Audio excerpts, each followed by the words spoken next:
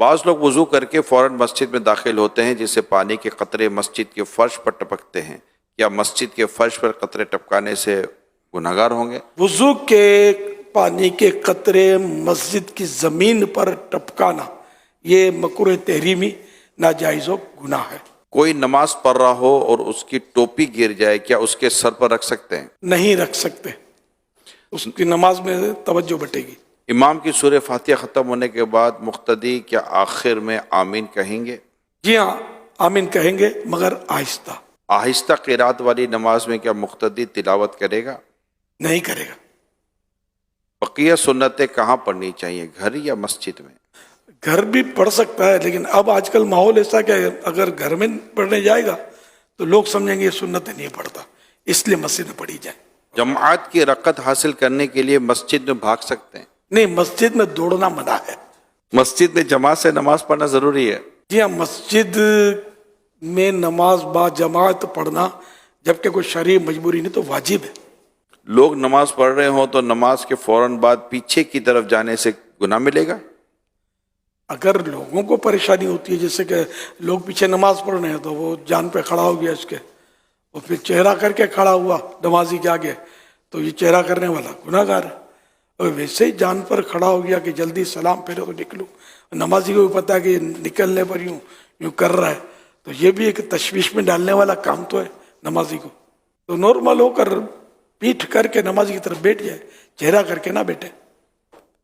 تو نکلنا ہی کیا ضروری ہے؟ پتہ نہیں کیوں لوگوں کو چین نہیں پڑتا.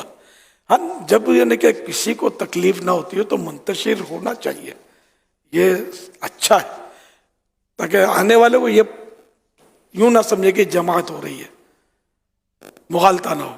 لیکن جب اتنا رش ہو کہ باہر نکل ہی نہیں سکتے، یا نکلیں گے تو اس کو دھکا لگے گا، اس کو ٹانگ لگے گی، تو پھر جس جگہ نماز فرض پڑی وہیں سنتیں پڑھ لیں. پھر نمازی کے آگے سے گزرنا باہر جانے کے لیے یہ تو بالکل گناہ کا کام ہے.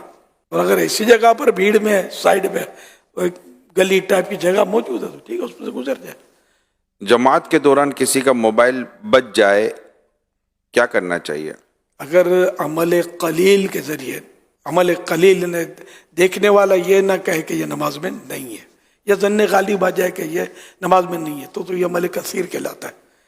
تو اگر عمل قلیل کے ذریعے، مثلا جیب میں اب نماز پڑھتے پڑھتے بٹن یوں دبا دیا، اس کو خاموش کر دیا، یہ پاسبل ہو تو یہ کہ ایسا کر لے، حرج نہیں ہے. سائڈ کی جیب میں ہو تو؟ سائڈ کی جیب میں ہو تو زیادہ تر نہیں ہوتا. رکوع سے اٹھے سمع اللہ لمن حمدہ یوں تو بات ہے، لیکن یہ ہے بہت مشکل. یعنی کوئی بھی عمل قلیل کے ذریعے یہ جی ہاں، عمل قلیل کے عمل ذریعے، تھوڑا عمل، کثیر من زیادہ عمل. زیادہ عمل یعنی عمل کثیر کی تعریف یہ ہے کہ دیکھنے والا یہ کہے کہ یہ نماز میں نہیں ہے، یا اس کو ظن غالب خیال جم جائے کہ یار نماز میں لگتا نہیں ہے یہ، جس سے آپ بھلے ایک ہاتھ سے کریں، یوں کر کے یوں بند کریں، دیکھنے والا یہی سمجھے گا یہ نماز میں نہیں ہے، تو پھر نماز ٹوٹ گئی. اگر عمل قلیل کے ذریعے بند نہ ہو سکے اور آواز ایسی ہو کہ سب کو ڈسٹرب کر رہی ہے، ہاں تو نماز توڑنی پڑے گی، عمل کثیر کے ذریعے بھی کرنا پڑے گا.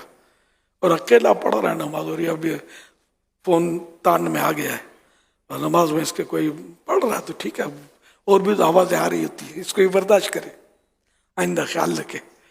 اس میں اگر آپ یہ مشورہ دے دیں، بلکہ تاکید کر دیں کہ موبائل فون میں اول تو میوزک ہی نہ رکھا جائے، وہ تو ویسے ہی شرعاً درست نہیں ہے. یعنی موبائل فون سائلنٹ کر کے ہی نماز پڑھے، لیکن اگر میوزک رکھتے ہیں اور کوئی خدا نہ خواستہ گانے کی یا اس طرح کی ٹیون رکھتے ہیں تو پھر جو مسجد کے اندر جو تماشا ہو رہا ہوتا ہے نا، اللہ کی پناہ، اللہ کی پناہ.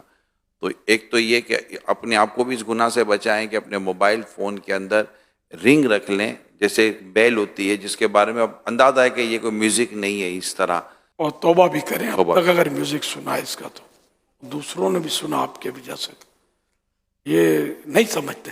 میری سنت نے بڑی پیاری بات ایک دن ارشاد فرمائی تھی کہ یہ جو موبائل بجتا ہے نا تو یہ موبائل والے کا تعارف ہے، انٹروڈکشن ہے اس کا. ہاں. دیکھو نا، ایسا شخص جو میوزک کا شوقین ہے، لیکن اگر اس کو اس میں سے گالی کی آواز آئے گی تو یہ بولے گا آپشن نہیں، کیا کروں، ماں بہن کی گالیاں سنتا رہے گا کیا؟ کبھی بھی نہیں سنے گا, انڈرسٹوڈ ہے کہ تو میوزک کیوں سنتا ہے؟ میوزک بھی تو کوئی گالی جیسا ہے نا, گناہ کا کام ہے نا.